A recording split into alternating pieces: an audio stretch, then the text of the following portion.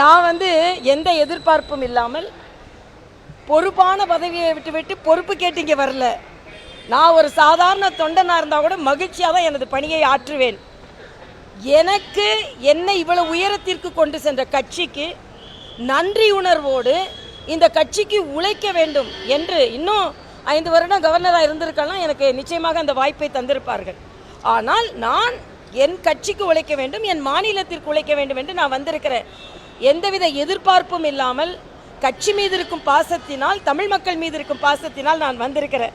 அதை நான் இங்கே தெளிவுபடுத்துகிறேன். இல்லை, புதிய கல்விக் கொள்கை சமஸ்கிருதத்தை மாத்திரம் பேசலை. புதிய கல்விக் கொள்கை தாய்மொழியை பேசுகிறது.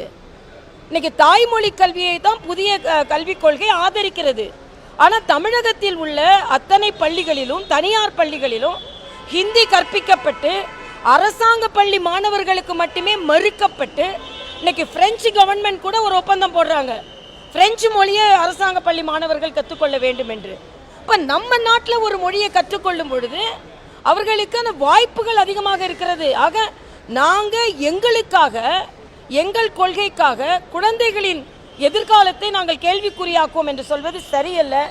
இன்னும் சொல்ல போனால் மரியாதைக்குரிய பாரத பிரதமர் தமிழ் மொழிக்கு கொடுத்திருக்கின்ற மரியாதையை போல இங்கே உள்ளவர்கள் கூட கொடுக்கவில்லை என்பதுதான் எனது கருத்து. செய்திகளை உடனுக்குடனும் துல்லியமாகவும் தெரிந்து கொள்ள சப்ஸ்கிரைப் பண்ணுங்க.